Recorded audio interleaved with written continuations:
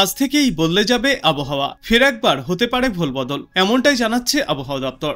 আবহাওয়া দপ্তর তরফ থেকে বলা হয়েছে, বঙ্গোপসাগরে ফের নিম্নচাপ তৈরি হওয়ার সম্ভাবনা রয়েছে, যার জেরে সপ্তাহান্তে ফের ভিজতে পারে দুই বঙ্গের একাধিক জেলা।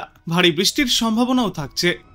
গত কয়েকদিন থেকে ছিটেফোঁটা বৃষ্টিপাত দেখা গিয়েছে দক্ষিণবঙ্গে, তবে ভারী বৃষ্টির তেমন কোনো দেখাই মেলেনি। কোথাও কম কোথাও বেশি হালকা বিক্ষিপ্ত বৃষ্টিপাত চলেছে। তবে বিশেষজ্ঞরা জানিয়েছে, সপ্তাহান্তে এই বৃষ্টির পরিমাণ আরও অনেকটাই বাড়বে। অন্যদিকে আজ বর্ষণের সম্ভাবনা রয়েছে একাধিক জেলায়, যদিও দক্ষিণবঙ্গের কোথাও আজ ভারী বৃষ্টির কোনো পূর্বাভাস নেই।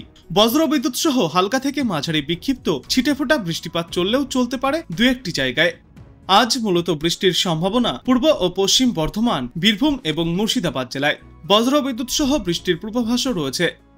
এরপর আগামীকাল উত্তর ও দক্ষিণ 24 পরগনা, পুরুলিয়া, দুই বর্ধমান, মুর্শিদাবাদ এবং নদিয়া জেলাও ভিজতে পারে। তারপর সপ্তাহের শেষের দিকে বৃষ্টি বৃদ্ধি পাওয়ার সম্ভাবনা রয়েছে দুই বাংলাতেই। সপ্তাহান্তে কলকাতাতেও বাড়বে এই বৃষ্টির পরিমাণ। বিশেষজ্ঞরা মনে করছেন, নতুন করে নিম্নচাপ তৈরি হতে চলেছে বঙ্গোপসাগরে, যার জেরে বৃষ্টি বাড়তে পারে উপকূল সংলগ্ন জেলাগুলিতে। এদিন কলকাতা ও সংলগ্ন এলাকায় আকাশ আংশিক মেঘলা থাকবে। ভারী বৃষ্টির সম্ভাবনা নেই বললেই চলে, তবে কয়েক পশলা বিক্ষিপ্ত হালকা থেকে মাঝারি বৃষ্টিপাত জারি থাকবে। উত্তরবঙ্গের জন্য এদিন বলা হয়েছে, আজ বজ্রবিদ্যুৎ সহ বৃষ্টির সম্ভাবনা রয়েছে উত্তরবঙ্গের জলপাইগুড়ি, কালিম্পং এবং আলিপুরদুয়ার জেলায়। এদিকে ভারী বৃষ্টির সম্ভাবনা রয়েছে দার্জিলিংয়ে। উত্তরবঙ্গের বাদবাকি জেলাগুলিতেও বিক্ষিপ্তভাবে হালকা থেকে মাঝারি বৃষ্টিপাত চলবে, তবে তাপমাত্রার খুব একটা পরিবর্তন ঘটতে দেখা যাবে না। এবার চলুন আমরা দেখে নেই আজ আবহাওয়া দপ্তর থেকে বিশেষজ্ঞরা কি কি সতর্কতা জারি করেছে। উত্তরবঙ্গে আজ বজ্রবিদ্যুৎ সহ বিক্ষিপ্তভাবে ভারী বৃষ্টির সম্ভাবনা রয়েছে। দক্ষিণবঙ্গেও বজ্রবিদ্যুৎ সহ বৃষ্টিপাতের সম্ভাবনা রয়েছে। কলকাতা ও তার পার্শ্ববর্তী অঞ্চলে সেই সম্ভাবনা রয়েছে। আগামী দুদিন মানে 4 এবং 5 সেপ্টেম্বর। 6 সেপ্টেম্বরের জন্য এখনই আমরা কোনো ওয়ার্নিং দিচ্ছি, তবে বৃষ্টিপাতের সম্ভাবনা দুই বঙ্গেই রয়েছে।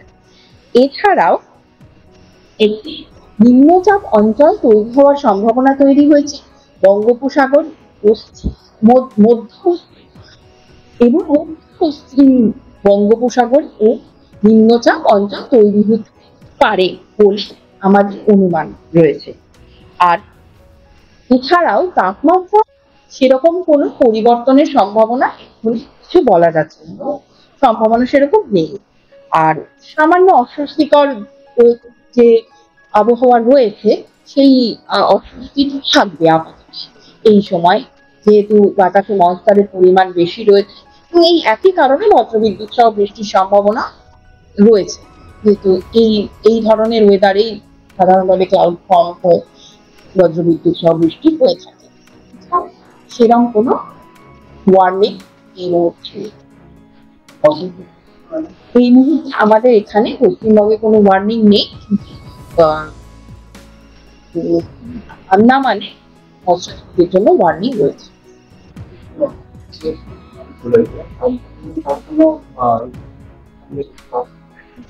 হ্যাঁ, সম্ভাবনা থাকছে, কিন্তু সেই ব্যাপারে আমরা এখনই কিছু বলছি না। একটু সামান্য বৃষ্টিপাতের পরিমাণ একটু এখন যেরকম বিক্ষিপ্ত বৃষ্টিপাতের সম্ভাবনা বলছি, একটু বেশি জায়গা, বেশি স্টেশনে বৃষ্টি হওয়ার সম্ভাবনা তৈরি হচ্ছে, তবে সেটা এখন সেটা তৈরি হবে বলে মনে করা হচ্ছে কাল থেকে। এখন